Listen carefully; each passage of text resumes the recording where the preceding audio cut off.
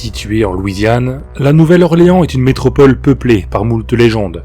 Maisons hantées et fantômes, diseuses de bonnes aventures, sorciers vaudous et autres histoires toutes plus intrigantes, les unes que les autres, font le folklore de cette ville si fascinante. Mais aujourd'hui, nous allons nous intéresser à une histoire en particulier.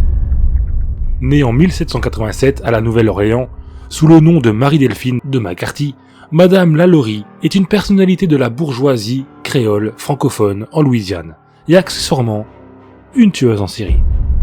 Très respectée par ses pairs, Madame Lalaurie organisait régulièrement des événements mondains dans son domicile du Vieux Carré, situé au 1140 rue Royale. Mais pour pouvoir mener un tel train de vie et veiller à l'entretien de son domaine, cette dernière désirait un certain nombre d'esclaves à ses côtés. Toujours considérée comme une femme aimable et respectueuse, personne ne pouvait se douter que derrière les murs de sa somptueuse maison, la gentille épouse du docteur Lalaurie prenait son plaisir en torturant. Lorsque certains voisins ont réalisé que plusieurs esclaves du couple avaient disparu, des rumeurs commencèrent à circuler. Les ragots ont même proliféré quand une jeune fille de 12 ans s'est jetée du toit de la maison pour échapper à sa maîtresse qui la poursuivait avec un fouet à la main. Sa seule raison était que l'enfant avait tiré trop fort sur ses cheveux en la coiffant. Après cet incident, la réputation de Madame Lalaurie a été ternie. La cave était bien pire que de simples coups de fouet.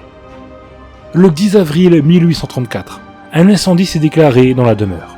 Il s'est avéré que la cuisinière des Lalaurie avait réussi à se libérer de ses chaînes et avait décidé de s'immoler dans la maison, brûlant au passage une partie du bâtiment. Sur place, le docteur Lalaurie et son épouse ont été retrouvés en train d'essayer de sauver leurs biens. Cependant, il n'y avait aucun des nombreux esclaves de la maison avec eux. Même avec les demandes des services de secours, les deux époux ont catégoriquement refusé de donner la clé du quartier des esclaves.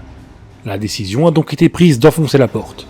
À l'intérieur, les personnes présentes ont découvert l'horreur.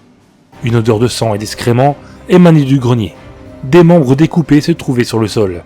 Sur les étagères se trouvaient des seaux et des bocaux contenant des têtes et des morceaux d'organes humains.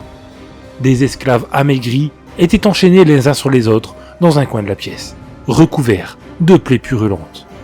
Certains malheureux étaient castrés, d'autres encore avaient les yeux crevés et les os brisés. Paraît-il qu'il y avait même une femme dont la bouche avait été remplie d'excréments avant d'être cousue, et que des membres d'autres esclaves avaient même été recousus sur certains survivants.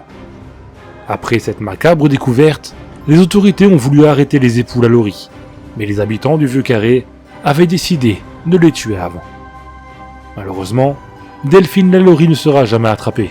Elle aura réussi par miracle à prendre la fuite le jour même.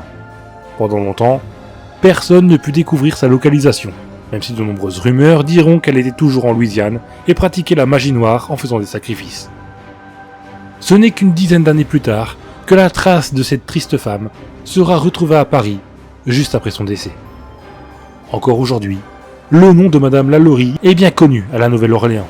La maison du 1140 rue Royale est même considérée comme hantée. Cette histoire si atroce aura même réussi à inspirer les scénaristes de la saison 3 de la série American Horror Story. Mais lorsque l'on connaît la véritable histoire, il est facile d'affirmer que la réalité a très largement dépassé la fiction.